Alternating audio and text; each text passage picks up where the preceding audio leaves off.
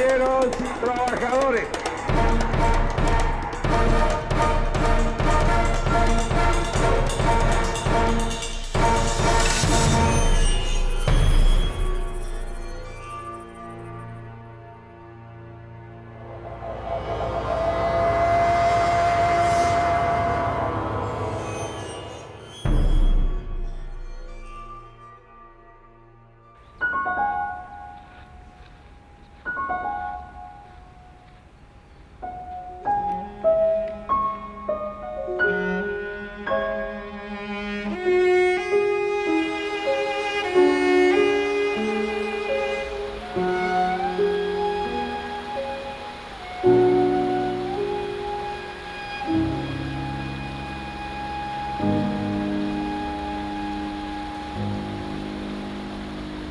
Estas sierras, uno de cuyos puntos culminantes está aquí detrás, el Cerro Pan de Azúcar, van a prestar el marco perfecto para el asentamiento de Córdoba de la Nueva Andalucía.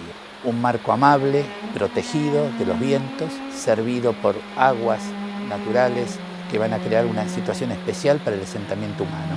En el caso de Córdoba, el río Suquía. Si bien Córdoba tiene también sus áreas llanas, es sin embargo la sierra la que define el carácter fundamental de esta provincia naciente. Esto ya venía desde el periodo prehispánico. Pensemos en las pinturas rupestres de Cerro Colorado, aquellas a las que tanto tiempo le dio en su pensamiento y en sus afanes don Leopoldo Lugones, el gran poeta cordobés. Pero además las sierras van a ser el punto de atractivo para, una vez fundada la ciudad, para que pocos años después el establecimiento de los jesuitas creen uno de los desarrollos urbanos y rurales más impactantes de Sudamérica, el sistema de las estancias jesuíticas.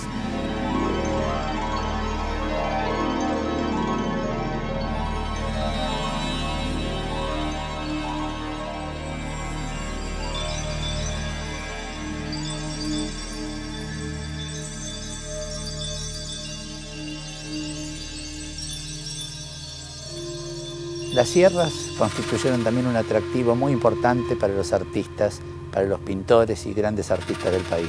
Sumado a los propios cordobeses como Malanca o Pedone, muchos de los más importantes artistas plásticos argentinos del siglo XX pasaron en algún momento o hasta vivieron largas temporadas o murieron en Córdoba. Estoy hablando de Fader, de Spilimbergo, de Larrañaga, de Tesandori y en los últimos años de Carlos Alonso. Abrevaron en las sierras de Córdoba todos aquellos elementos que sirvieron para enriquecer su arte.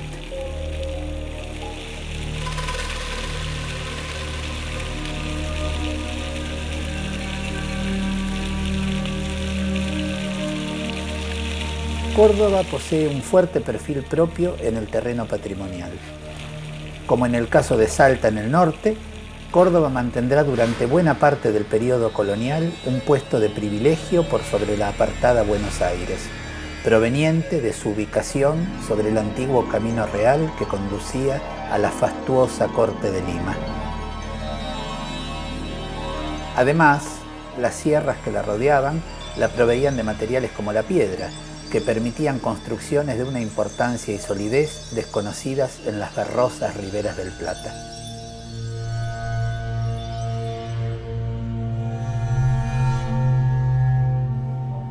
En tales condiciones debemos buscar, por otra parte, la explicación de un desarrollo arquitectónico que incorpore un definido sesgo barroco a varias obras de la región, tanto religiosas como civiles, así como ciertos elementos ornamentales y técnicas conectados con experiencias altoperuanas.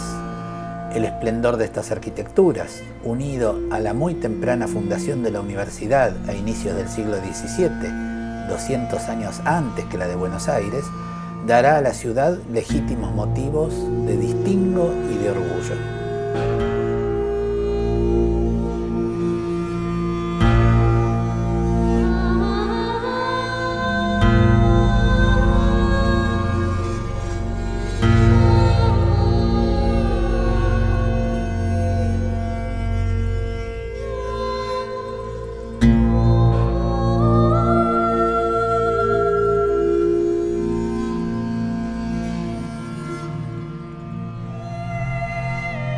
ya en tiempos muy tempranos, por allá de 1608, 1607, el padre Diego de Torres, que es el fundador de la provincia jesuítica de la Paracuaria, toma la decisión de establecer aquí en la ciudad de Córdoba los espacios de la administración central de esta amplísima provincia jesuítica. Porque Córdoba es el lugar más seguro, está en el cruce de las rutas comerciales de la época, está alejada de zonas portuarias, que son siempre zonas inestables políticamente, y sobre todo en aquella época sometidas a los riesgos de ataques de potencias extranjeras y de piratería. Pero además Córdoba tiene materiales para las construcciones que garanticen su permanencia y su perpetuidad.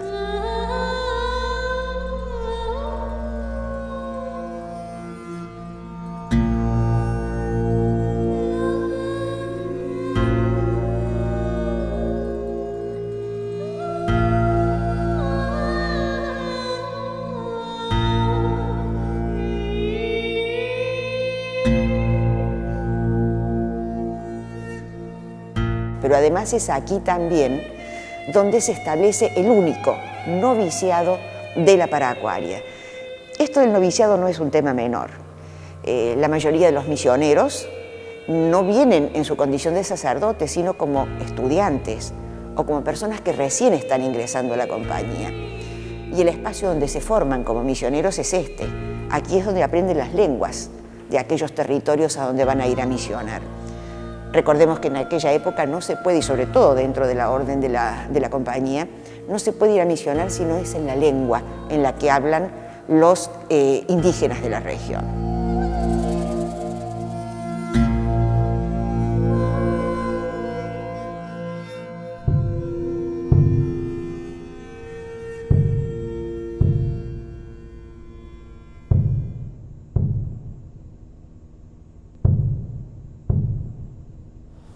La preciosa bóveda de la capilla doméstica en la manzana jesuítica de Córdoba presenta un esquema de arcos y molduras similar a la de la bóveda de la iglesia mayor, de la iglesia de la compañía, pero con pinturas de mayor complejidad.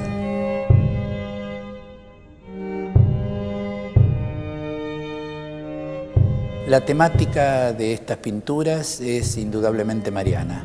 En tanto, la capilla estaba dedicada a la Virgen y su imagen ocupaba originalmente, aunque ya no, el centro del retablo.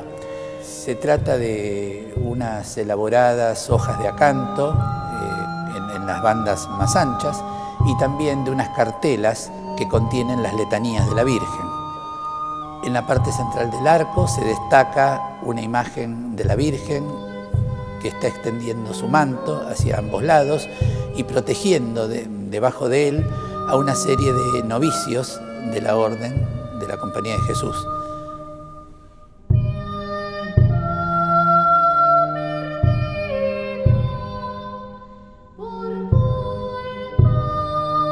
Esta bóveda pintada, junto con la gran bóveda en madera de cedro de la Iglesia de la Compañía de Jesús, que integra el gran conjunto de la manzana junto con la capilla, fueron celebradas universalmente por los historiadores del arte y de la arquitectura, y muy especialmente por Mario Buschiaso, que la situó entre las verdaderas joyas del arte barroco americano.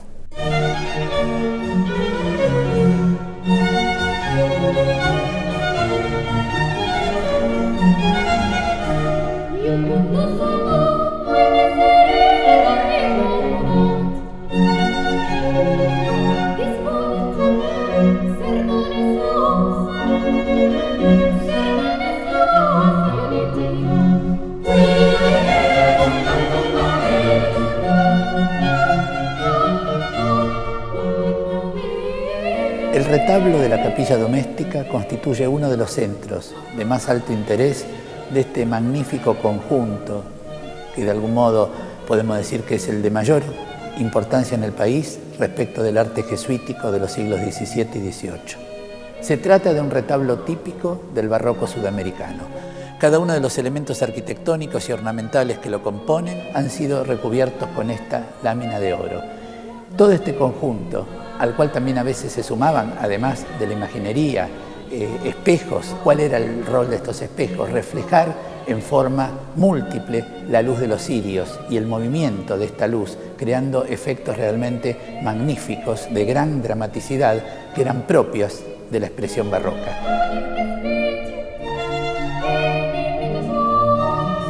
Por todo lo dicho, podemos considerar que este retablo y la capilla doméstica que lo contiene son sin duda uno de los puntos altos del barroco americano, de ese magnífico florecimiento artístico que Córdoba tuvo en sus siglos XVII y XVIII y que nos señalan, por otra parte, la importancia que la ciudad tenía en el esquema virreinal sudamericano.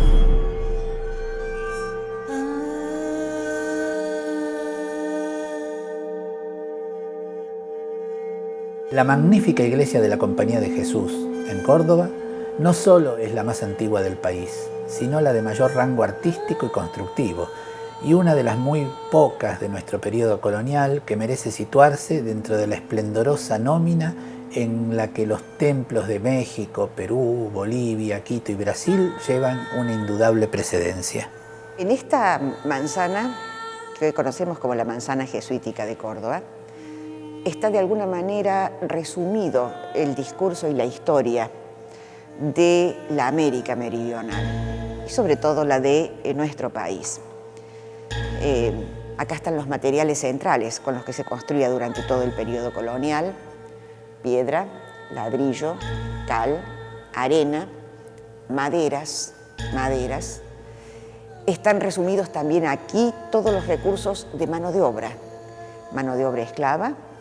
A veces se les pagaba a dueños de esclavos para que vinieran a trabajar aquí, otras veces con los esclavos propios de la casa. Mano de obra indígena también mano de obra indígena, siempre la mano de obra indígena pagada por un salario. Esta palabra salario también es de la época. Pero están también los artistas, están también los artesanos. Muchos de los hermanos coadjutores de la Compañía de Jesús que venían de Europa venían ya capacitados en pintura, en escultura.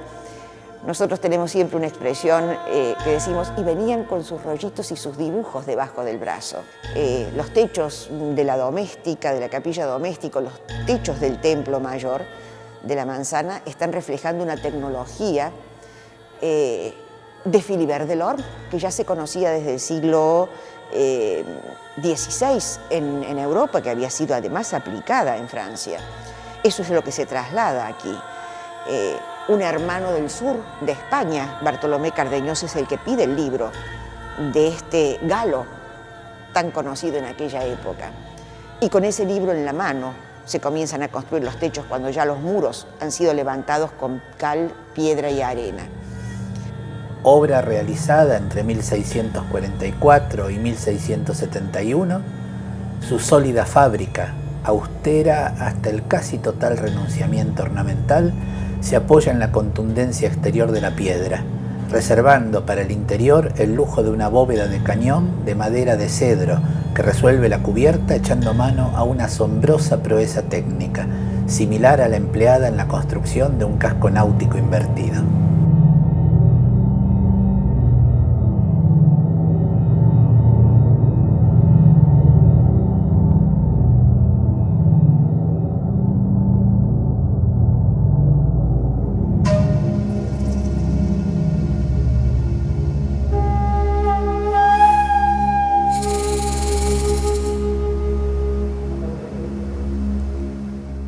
El caso de la estancia jesuítica de Alta Gracia tiene algunas particularidades que le dan un carácter de excepcionalidad con respecto al resto de las iglesias que conforman el conjunto jesuítico de Córdoba.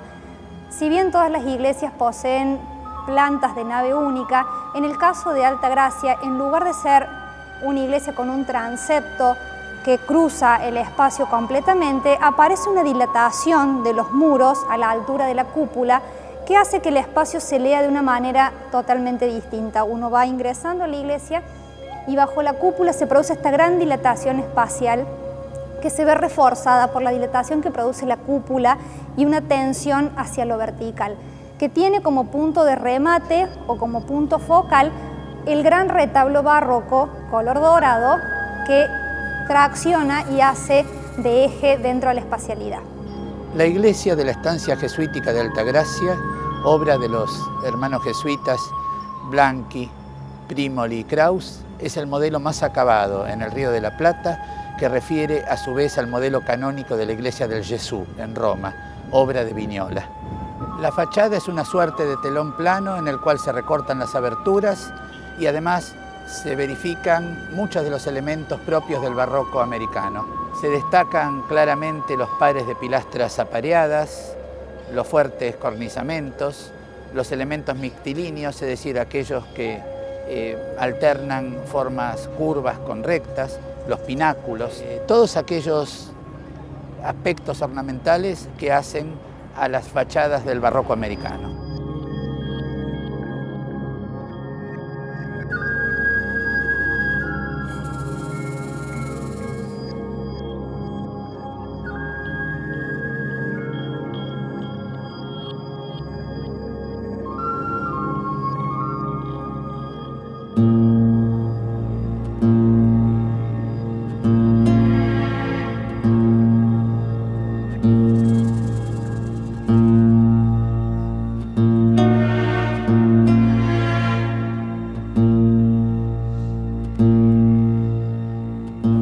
¿Qué lectura podemos extraer de las arquitecturas presentes aquí en el complejo jesuítico de Altagracia?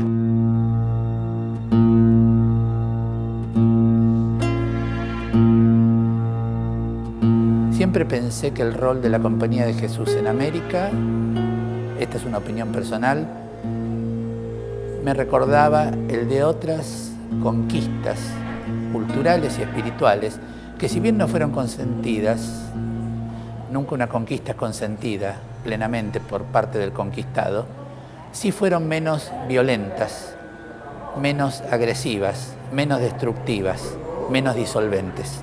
Por otra parte, estamos hablando de una orden que es el heraldo de la modernidad.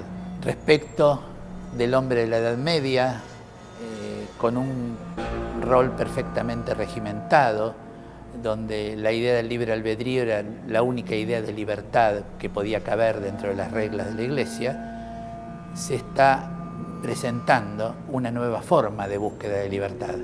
Una búsqueda de libertad en la cual el raciocinio, el intelecto, el poder de la razón y de la voluntad, que esto es clave en todo el estamento de la organización jesuítica, le va a permitir al hombre nuevas fronteras.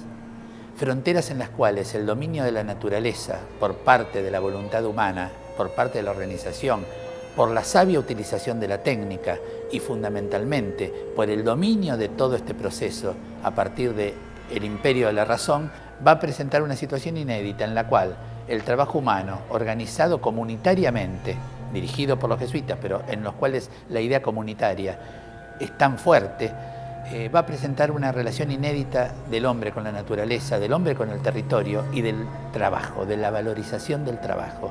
Esto es otra de las características modernas de la orden.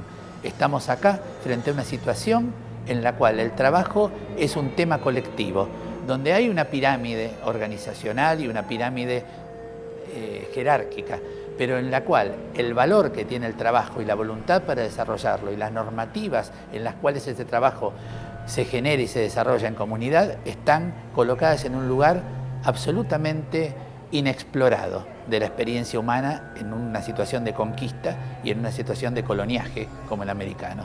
Esta es también una diferencia fundamental que hace que esta orden tenga un lugar impar respecto de su desempeño en el terreno de América.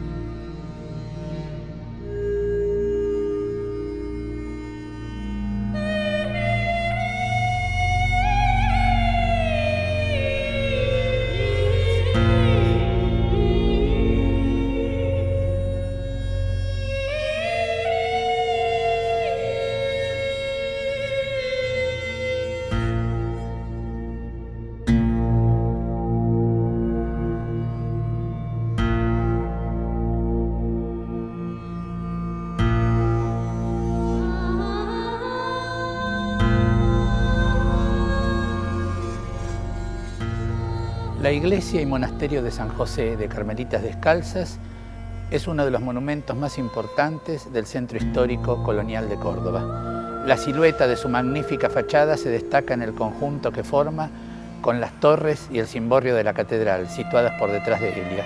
No ha llegado a nosotros el nombre de su autor o autores, pero sin duda esta magnífica fachada con sus pilastras, sus nichos bajo la forma de hornacinas, sus cornisamentos mixtilíneos y sobre todo su estupenda espadaña, está a la mano de un arquitecto culto, de un erudito conocedor de los tratados arquitectónicos de la época.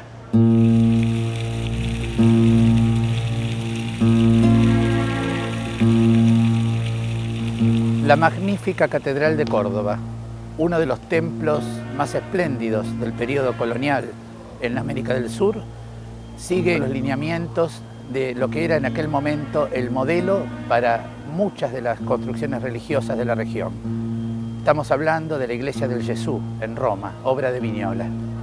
Su arquitecto inicial, el jesuita Juan Bautista Primoli, le da en 1706 una planta de cruz latina de tipo basilical que culmina en el cimborrio barroco de su cúpula, obra en este caso del franciscano Fray Vicente Muñoz.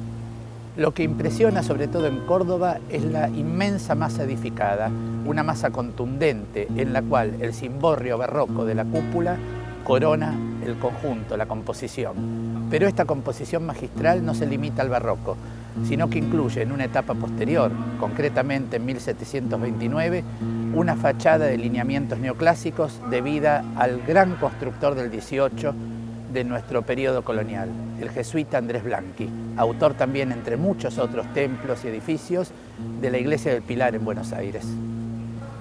Como toda obra de esta envergadura, la catedral tendrá un largo proceso constructivo, que culminará en lo arquitectónico en 1787 con la construcción de las torres campanario. Es importante destacar que la Catedral de Córdoba forma parte de un conjunto magnífico del centro histórico de la ciudad, y en la perspectiva de la Plaza San Martín hacia ella, uno puede vislumbrar además, completando el escenario, las espadañas del convento de las monjas Teresas y por detrás el par de cúpulas de la iglesia de la Compañía de Jesús, una de las joyas del barroco americano.